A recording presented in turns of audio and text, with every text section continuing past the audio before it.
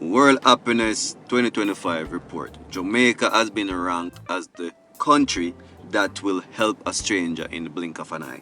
Now, as bad as how they want to label Jamaica, oh, it's a murderous country, it's poverty fested, the politicians are corrupt, all of the negatives. And last but not least, Jamaican men are bad. Don't date them. Most of it is lies. So, Jamaican people, the Jamaican culture, the Jamaican diaspora, is been ranked as the place and destiny for warm-hearted, kind greeting, love, affection, and all of that. So if you're lost anywhere in the world and you see a Jamaican, 9 out of 10 times that Jamaican man, that Jamaican woman will assist you if you need assistance. That's how we were raised, to help people. Hence we are being recognized for this gesture that is embedded in Jamaican people. And I don't know about honest still, but it's a good feeling. And I'm gonna be honest with you, I never appreciate being Jamaican until I travel overseas. So until you travel overseas and see the love what Jamaica people receive, then you realize, damn, our country, our people are really blessed. Although we sometimes fight against one another, but that's a different story. But yeah man, no matter where you land on the earth, we have a Jamaican banner high. Bless up. You know what is in our DNA? We like to help. And that is closely aligned. So I remember a few years ago, I was in Britain and I realized that these are very literal people. If you say to them, where is the post office? They will tell you. They won't say to you though, but it's not open today, right? So you will go like a fool to the post office and find it locked. Whereas in Jamaica, you know, we help. We say, oh, yeah, man, the post office is around the corner, but why you want to go there? Oh, no, you know, they're closed now, but here's who can do it. You know how to get there? No, let me tell you. Son, show this lady how to get to there. So we have that, and I think that is something that we can tap into and utilize. Yeah? Okay, that's great. But I'm curious, what's one way that we can tap into that and utilize that some more in terms of our natural inclination to be warm, and that comes across in the tourism sector. Absolutely. So how can we bring that more into the everyday service culture? All right. So first of all, we have to begin by training people. So the service that we give in tourism, and I say we because that's a background I had as well, is not buck up. It is actually planned. So Sandals has an academy. You will find that Marriott has academy and serious training. So if we want to do this, we have to train people.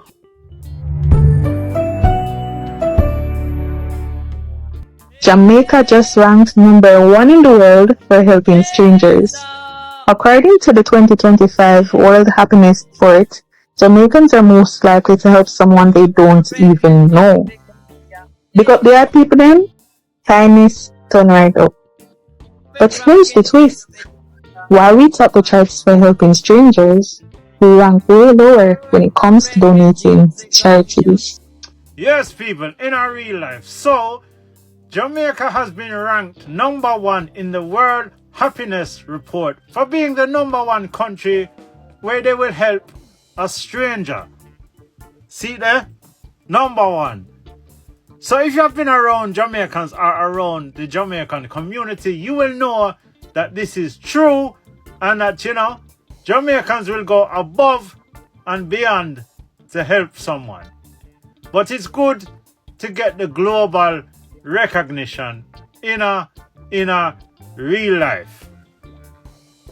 Let me just move out the way so you can see it. To the world!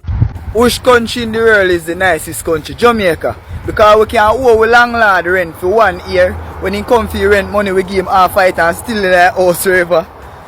How do we sound hungry at Jamaica? When set up keep actual every night at Jamaica, we can go there. When you want to set up food, as this food share with us, near me go we yard. In the morning we go a funeral. We near me repass food. That's it. Then after now, we go with neighbor yard. We eat with neighbor food. Sit down there chat people business. Left from there so we can go thief light. We can thief water. We don't have to pay for it. You see it? We can, if we want to breadfruit, we can go somebody here go pick up them breadfruit. If we want some ackee, we can go somebody here go pick up them ackee. If we want a piece of saltfish, we go in night. We can just call one of our family member, them beg him piece of saltfish, beg him salt, season. Which country can do that? So the Jamaica must have to be one of the nicest countries in the world, brother. Believe we can drive people car, we can go up on the road with the I once made a video talking about how Jamaicans are the sweetest people in the world, and I recently posted another video talking about I am not ready to leave Jamaica, but I know it's coming for me. And while the whole world is fighting about immigration and attacking people, a lot of you commented stay, and that just validates my point that Jamaicans are the sweetest people. And right now I'm not leaving Jamaica, just telling you.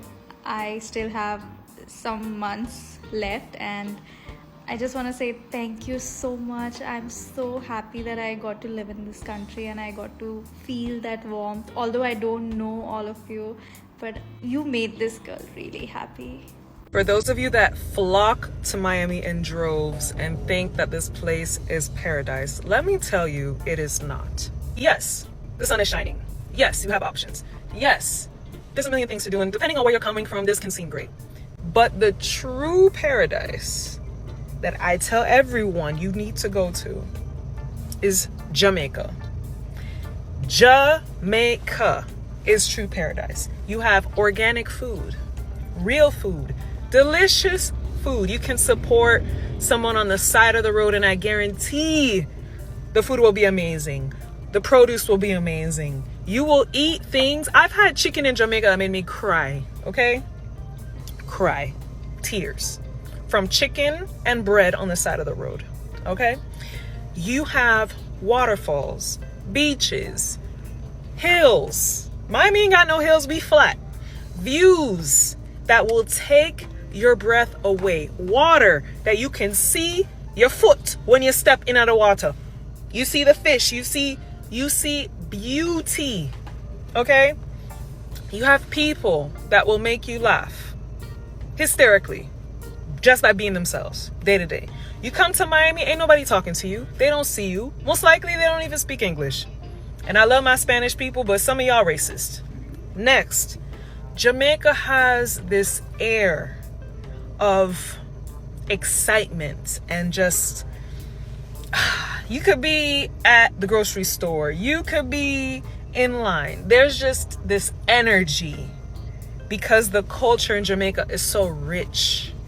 Miami, because there's so many different people here, everybody just sticks to their own. There's no inclusion, there's no mixing. If anything, they're just gonna ignore your ass.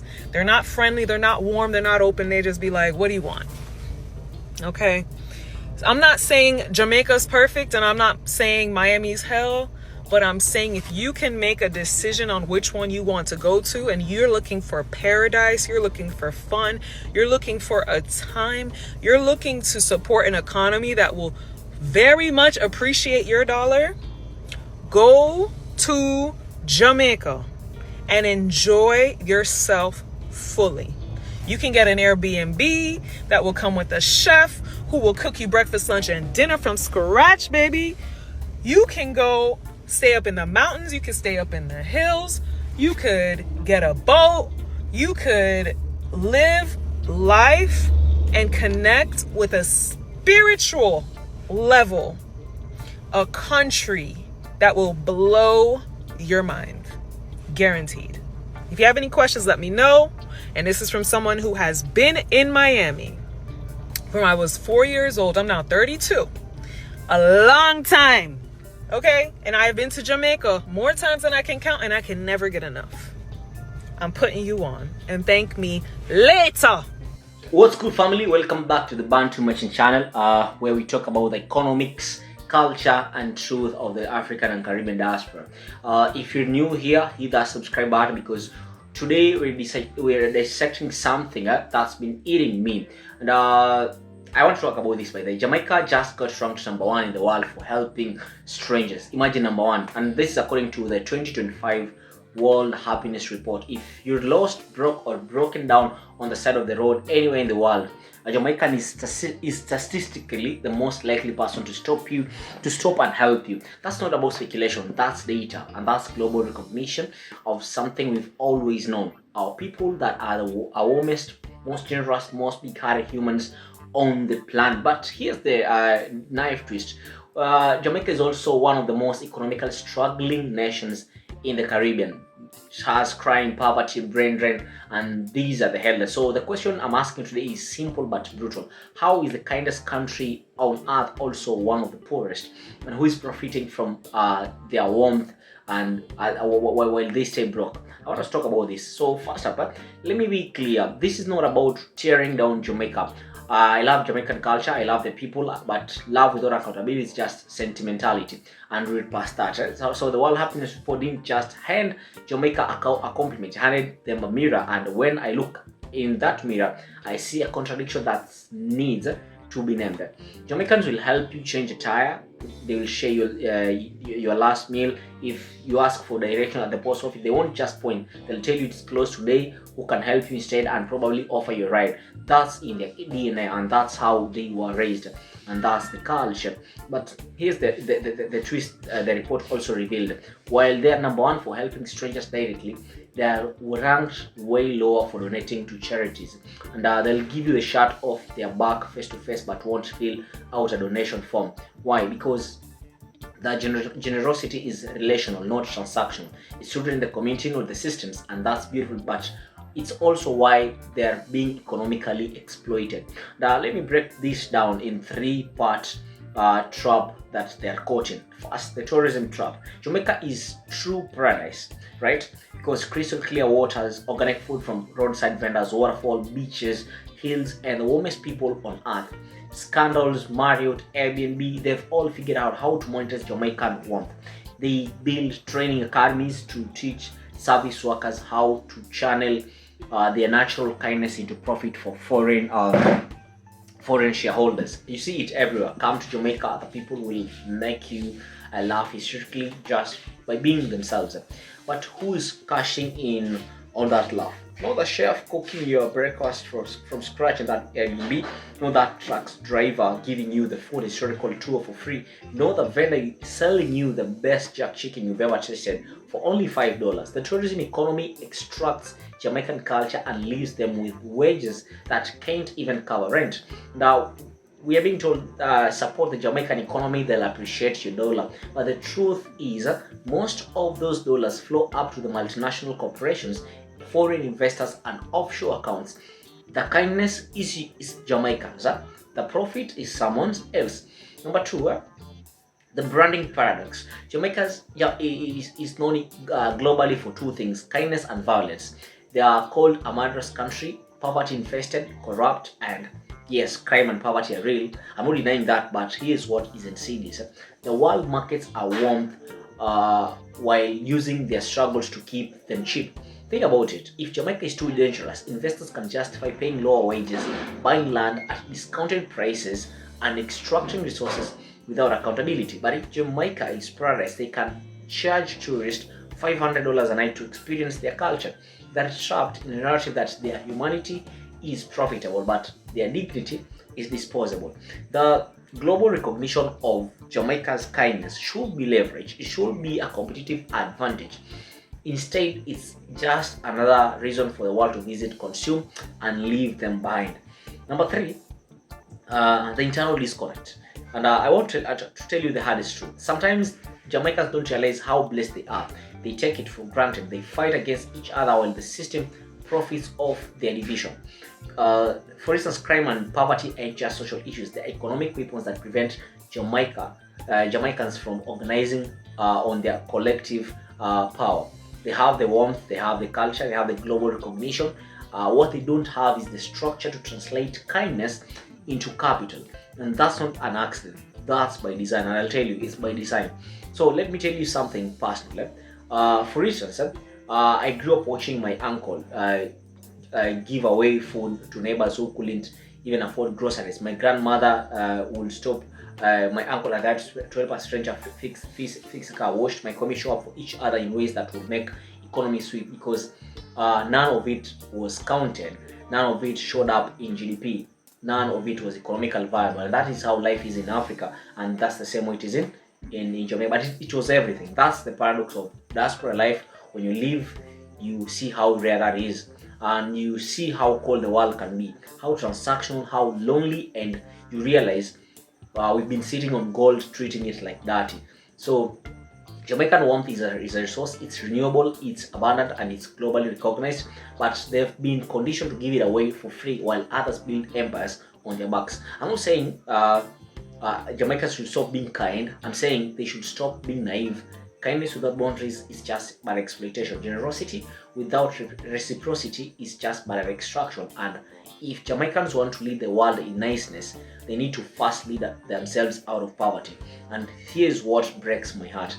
Jamaica is blessed. They don't get hit by the worst hurricanes. The earthquakes don't level cities. Their land still produces food. Their culture still moves the world. They have freedoms that people in war-torn countries dream about. They should be thriving. That's it. But instead, they're watching their young people migrate, their talent drained, their resources extracted, and their kindness repackaged as luxury experiencing for people who will never know their names. And I'm not blaming tourists, I'm not blaming individuals, I'm blaming a system that was designed to keep the kind poor and the cold rich. But there is hope here. Jamaicans are waking up, diaspora movements are rising, they're building businesses, creating platforms, investing back home in Jamaica. They're learning that community and care, community that cares, and economic strategy, they ain't opposite, they are partners. If Jamaica can train service workers for sandals, they can train themselves to own the sandals. If they can make tourists feel at home, they can make themselves feel secure. If they can be number one in helping strangers, they can be number one in building wealth for their people. So here's my call to action for Jamaicans, for the Caribbean diaspora, and for anyone who has ever felt like their culture was being consumed without compensation. I want to tell you that you should stop giving away your magic for free, and you need to learn the difference between kindness and exploitation. Build systems that protect your warmth while monetizing your worth. Support diaspora-owned businesses, invest in our community infrastructure, demand that tourism dollars, and stay local. And train the next generation not just to serve but to own. And if you're watching this from outside the culture, if you're someone who loves Jamaica, who vacations there, who benefits from the warmth, ask yourself, am I extracting or am I investing? Are you just consuming paradise, or are you contributing to the people who make it possible? Because here's the truth I want to tell you. Jamaica doesn't need more compliments. They need capital. They don't need tourism campaigns. They need ownership. They don't need the world to tell them that they are kind. They already know. What they need is for that kindness to finally pay them back. Jamaica is number one in helping strangers. It's time they become number one in helping themselves. Guys, as I kept the end of this video, if this resonated with you, kindly drop a comment down below, share this with someone in the diaspora who needs to hear it, and subscribe, because we're just building something here, a movement where warmth meets wealth and culture meets capital. Guys, I'm the Bantu Merchant, and I'll see you in the next one.